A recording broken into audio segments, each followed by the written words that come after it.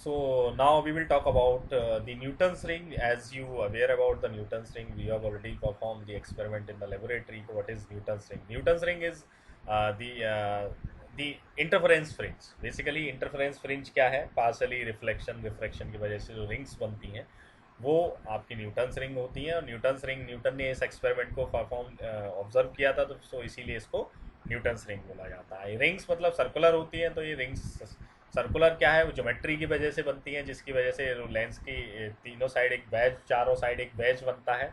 उस बैज की वजह से क्या है, ये रिंग्स जो है सर्कुलर होती है। तो ये क्वेश्चन कभी कभी एग्जाम में आ जाता है कि व्हाट इज न्यूटन्स रिंग। तो न्यूटन्स रिंग आप क्या है कि जब एक प्लेनो कॉन्वेक्स लेंस, एक जिसकी प्लेनो कॉन्वेक्स सरफेस, जो आप यहाँ से फिगर में आपको दिखा देता हूँ थोड़ा सा कि क्या है।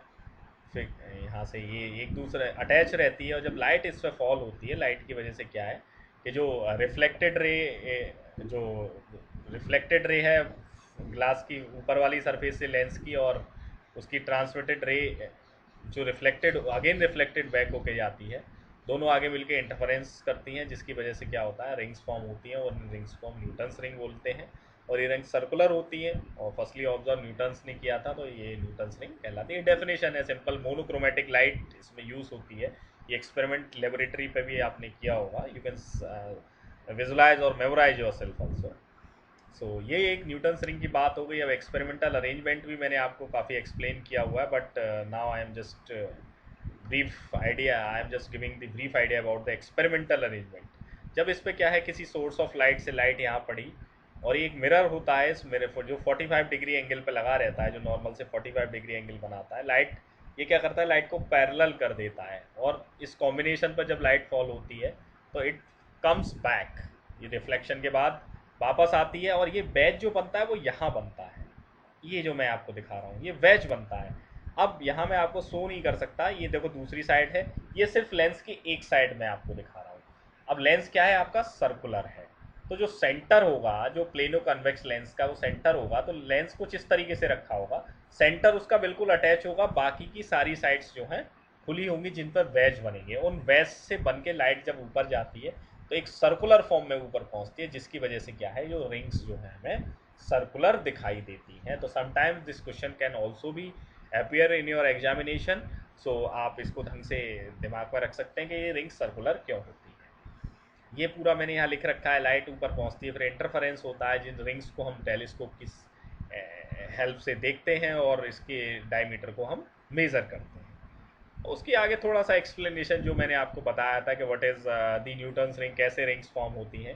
यहाँ से एक रे आती है, जो पार्शली क्या है, इस पर पड़ी, यहाँ से रिफ्लेक्टेड हो जाती है लेंस की सरफेस से, बट सेकेंड रे क्या करती है, इससे पास होके ग्लास रे की सरफेस से टकरा के वापस निकलते हैं। तो रे वन और रे टू, ये रे वन और रे टू क्या करती हैं, कंबाइंड होके क्या करती हैं, इंटरफेरेंस पैटर्न बनाती हैं। तो ये तो एक कॉर्नर का हो गया, बाकी सारे एजेस पे बैच बनते हैं, जिसकी वजह से आपके रिंग्स जो है बनती हैं, क्योंकि लेंस आपका सर्कुलर है, ग्लास प्लेट भी सर्कुलर है, सेंटर और उसका प्लेनो कॉन्वेक्स सरफेस को इस तरीके से अटैच रहता है, जिसकी वजह से क्या है, सेंटर हमेशा डार्क होता है।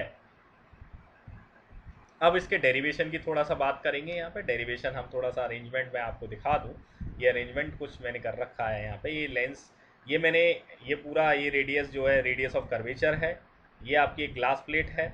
ये जो वेज बन रहा है, ये जो वेज है, जैसे वेज की थिकनेस जो है मैंने आपका यहाँ पी क्यू है, डैट इज टी, जो वेज की मैक्सिमम थिकनेस मानते थे। तो इस यहाँ से मैंने सीधा एक लाइन ड्रॉ करके एस पॉइंट पर यहाँ कट कर रही है, ये एस ओ। तो ये एस ओ और पी क्यू बराबर है, ये टी है, और आपका ये सी मैंने सेंटर माना है, तो एस सी कितना हो जाएगा, ये पूरा सी ओ है या ओ सी है, तो ओ सी या सी ओ में से आप इसको एस ओ को हटा देंगे, तो सिंपल आपका आपको मिल जाएगा S C S R minus T. और ये आपकी रिंग्स की रेडियस है, डेट इज आर एन। अब यहाँ रेडियस मिल जाएगी, तो हम डायमीटर भी निकाल सकेंगे। तो कंडीशन वही वेज वाली लिखेंगे। रिफ्लेक्टेड के केस की बात कर रहे हैं, क्योंकि लाइट रिफ्लेक्टेड हो रही है। ट्रांसमिटेड भी होता है इसमें, न्यूटन्स रिंग में ट्रांसमिटेड केस भी होते हैं, बट ट्रांसमिटेड केस में इतनी अच्छी हमें रिंग्स नहीं मिलती, फ्रिंजेस नहीं मिलती। यहाँ से आप कंडीशन देखिए, ये मैक्सिमा की कंडीशन है, ये मिनिमा की कंडीशन है, बस इसमें थोड़ा हम मॉडिफिकेशन करेंगे, क्योंकि लाइट हमारी नॉर्मल इंसिडेंस होती है, थीटा काफ़ी स्मॉल होता है, म्यू एयर है, तो एयर हम 1 ले लेंगे, तो ये कंडीशन हमारी मॉडिफाई होकर ये निकल आएगी, जैसा कि हमने ऊपर भी स्पेसिंग के केस में निकाला था। अब हम क्या करेंगे, सिंपल यहाँ पर ट्राइंगल कंसीडर कर लेंगे C S P, C S P ये वाला ट्राइंगल। इसमें क्या हो जाएगा, C P square is equals to C S square plus S P S square, यानी आपका सिंपल पाइथागोरस थ्योरम लगा के, ये सी एस आपका मैं यहाँ लिख ही चुका हूँ, एस सी क्या है आर माइनस टी का whole square plus R N square. तो ये आपके कैंसिल होके कुछ इस तरीके का एक्सप्रेशन आ जाएगा। अब क्या है कि यहाँ पर जो आर है, radius of curvature, you remember in your experiment time in the laboratory the R was 100 centimetre. So it was too large in comparison to T. T is the thickness of the wedge. This thickness is very very small. I have already shown by opening the whole structure in the laboratory. So T square को हम क्या कर सकते हैं, यहाँ से neglect कर सकते हैं. तो सिंपल है, यहाँ से T square नेग्लेक्ट हो जाएगा, तो what you will get, R N equals to 2T into R. इसको थोड़ा एक साइड ले गए तो जिससे ये आ गया.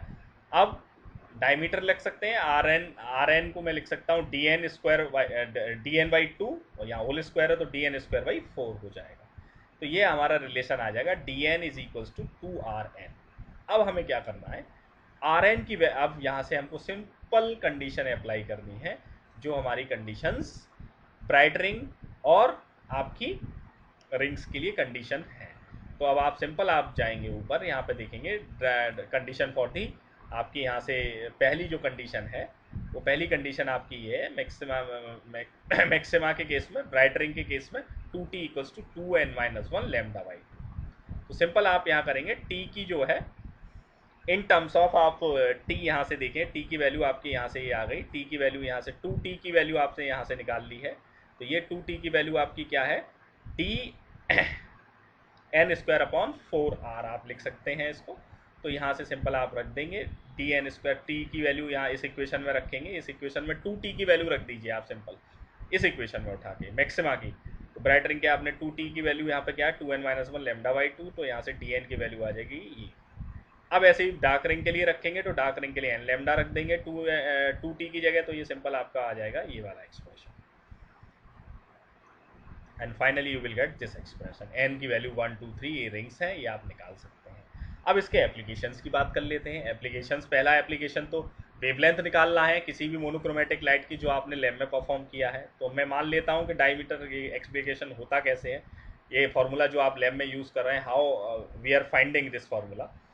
तो diameter of N dark ring का डायमीटर मैंने यहाँ पे स्क्वायर करके लिख रहा हूँ, क्योंकि ऊपर आपने यहाँ पे इसको ब्रैकेट में बंद किया, तो स्क्वायर करेंगे तो 4n लैम्डा आर. अब n प्लस पी के लिए लिखूंगा तो ये n की जगह n प्लस पी हो जाएगा. दोनों इक्वेशन में से सेकंड में से पहली को आप माइनस कर दीजिए. जब माइनस करेंगे तो ये आपस में कैंसिल हो जाएंगे. फाइनली आपका लैम्डा इक्वल्स टू आ जाएगा D N plus P square minus D N square upon 4PR. P मैंने आपको बताया था एक कॉन्स्टेंट नंबर है, जो कि एक मार्जिनल डिफरेंस मेंटेन करने के लिए यूज़ किया जाता है. अब किसी भी आप लेंस का रेडियस ऑफ कर्वेचर ये भी निकाल सकते हैं. ये फॉर्म आप ये वही इक्वेशंस लिखी, दो में से पहला माइनस करेंगे, अब लेम्डा की जगह आप आर निकाल लेंगे. सिंपल आपके आर की भी कैलकुलेशन होगा अगर आपको लेम्डा नोन है तो.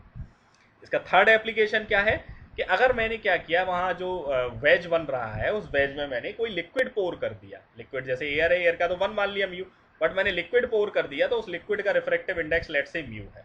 तो आपने क्या है, पहले एयर के साथ आपको डायमीटर पता है कितना होता है, D N square equal to 4n lambda. But liquid pour करने के बाद आपको नहीं पता, तो आपने सिंपल इसको लिख लिया D N square liquid mu से डिवाइड हो जाएगा, ये आपको पता होगा. अब पहली और दूसरी इक्वेशंस को आप डिवाइड लगा सकते हैं. तो finally what you will get this expression, mu is equals to D N air square upon D N liquid square. तो finally this expression you will find. और इस पर आपको काफ़ी सारे न्यूमेरिकल्स भी मिलेंगे कि डार्क रिंग का डायमीटर ये है और इस रिंग का डायमीटर हमें निकालना है. तो you can solve all the numericals.